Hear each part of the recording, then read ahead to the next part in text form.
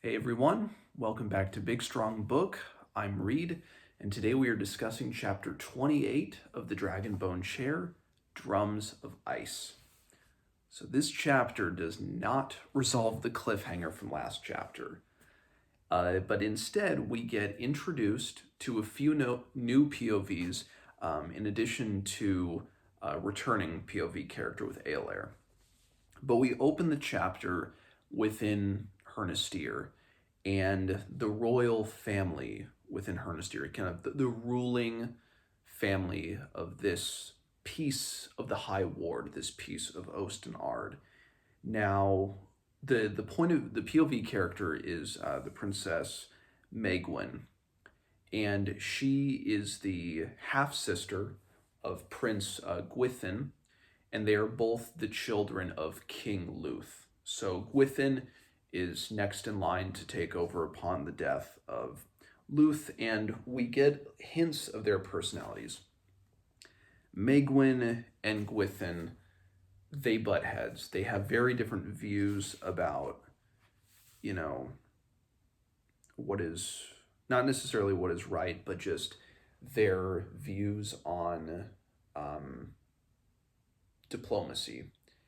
And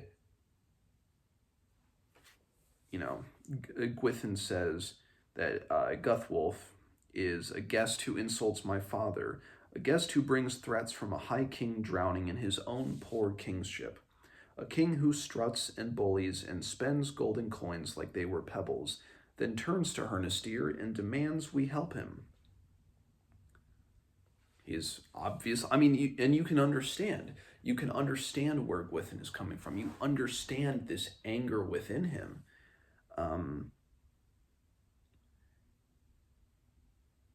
But Megwin tells Gwithin, in those years he has learned, their father, when to speak and when to keep his thoughts inside. That is why, thanks to him, someday you stand to be King Gwithin, and not just the Duke of Hernistir Duchy. And Gwithin kind of pushes her aside. He's like, oh, you want me to be like Aelair. Essentially, you want me to be the suave diplomat, whereas Gwithin likes to believe that he is more not necessarily in tune to the common cause of his people, but in a way he is. He's very defensive when it comes to outsiders coming into his land, political outsiders, diplomats, especially someone like Guthwolf, who is very, not necessarily abrasive, but very cold. And likewise, I mean, it's, we've heard about this, and we've heard about this political issue. It's interesting because I forget which chapter, but a few chapters ago, when we did hear from Elias telling Guthwolf to go to Hernistir because of this issue of taxation, we know that this is a problem within the Tag, within Hernisadrak, that these individual clusters, and we also see Nabin in this chapter as they're kind of dealing with their own side of this conflict. But you start to wonder as a reader in this point, how long can a kingdom under Elias, it's almost like he's on a powder keg that's just ready to blow. That's certainly the impression that I got from this. And so Guthwolf meets with Luth and Gwithin and Megwin. And, Luth is very straightforward to Guthwolf, and he says, do not think to provoke me today, but neither think that you can cow me. The king has shown no tolerance for the troubles of the Hernistiri at all. We have weathered a bitter drought, and now the rains for which we thanked all the gods 1,000 times have themselves become a curse. What penalty that Elias can threaten me with can exceed that of seeing my people frightened, our cattle starving. I can pay no greater tithe. And then Guthwolf becomes angry and he spits. He says he spat. kind of along the ground. And of course, this immediately makes Gwithin snap, and he runs at Guthwolf. And Luth, makes him back off.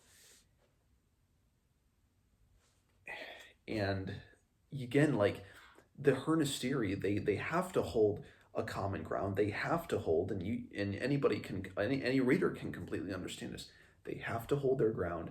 They have to,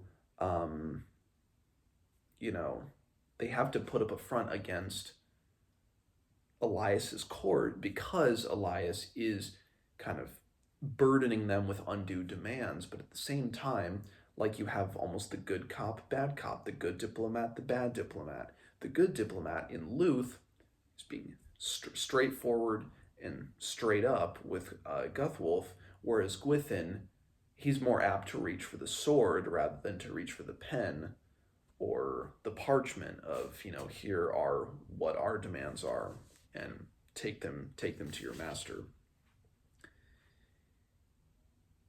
And we kind of leave on this cold note in the Hernes Haderach, in the Tag.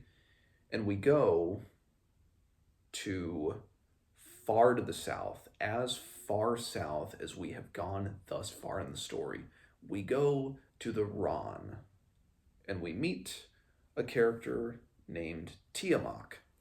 Tiamak is a Ronnerman who feels that things are changing.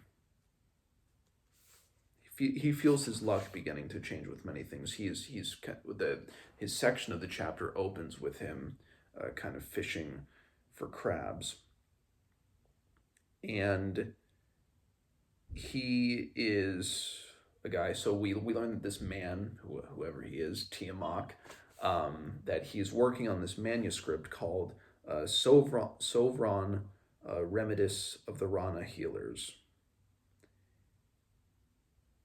And as this chapter goes on, as he's just settling himself within his hut, the kind of the literary camera of this scene pans over to a gray sparrow. Of course, we know the gray sparrows that Morgana sent out before he died.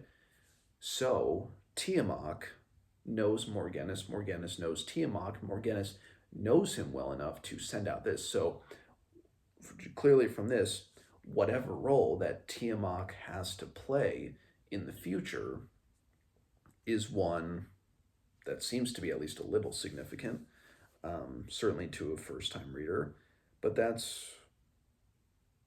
it says that the message surprised Tiamak even more, but it was not the kind of surprise he had been hoping for. It was with a feeling of cold weight in his stomach, superseding any hunger, that he went to the window, looking out past the tangled banyan branches to the fast-blooming stars. He stared into the northern sky, and for a moment could almost believe he felt a cold wind knifing in, driving a wedge of chill through the warm air of the Ron. And then we move back to Count Eolair.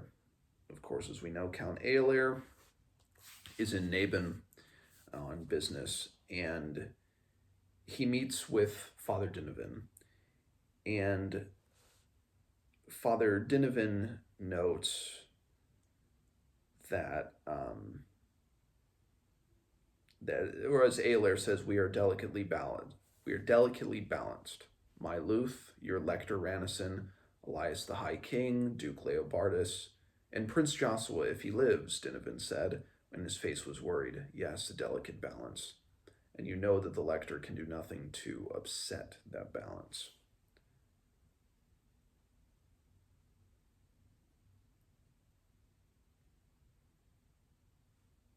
And Duke Leobardus is resisting to support Elias, or to show support, throwing, it says, might into any conflict. And, they fear of just this, again, of this thing that's coming. There's a lot of foreboding between Dinavin and Eolair. And then we jump to an old man an old man who is a man named Yarnaga, who lives in this town just by, or in a village called Moondor, which I just have to mention here because Moondor, if anybody has read A Game of Thrones, of course we know what the Moondor signifies, and so that I feel like that might be another thing that that George R. R. Martin took from this. But anyway, so uh, he's in the region of Tungledeer, by the Himmelfell Mountains, and but still in the shadow of distant Sturmspike, the Storm Spike. So these areas and these distant lands, they're not as populated anymore. There's something greater that's coming, and he has a cage of birds that he's carrying with him, and he hears, just as the muffled din of approaching horsemen to the south, until they filled the white forest with their cold rumble, like music made on drums of ice. And that's where we leave this chapter.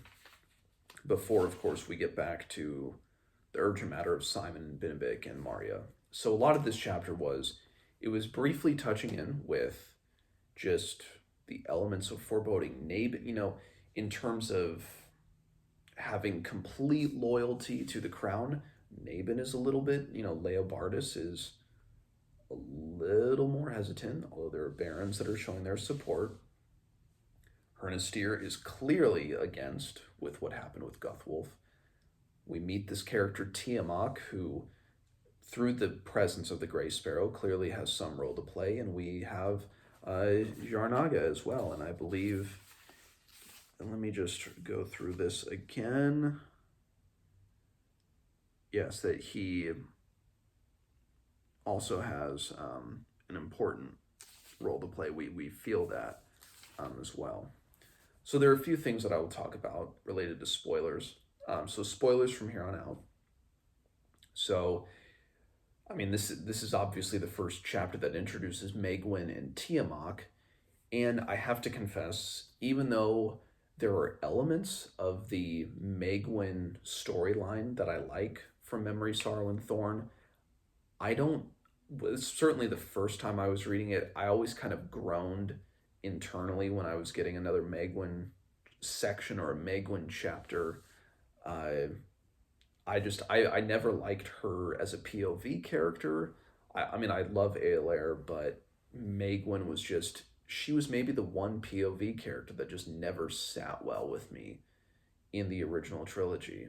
I don't know if that's a common thought or if people love Megwin.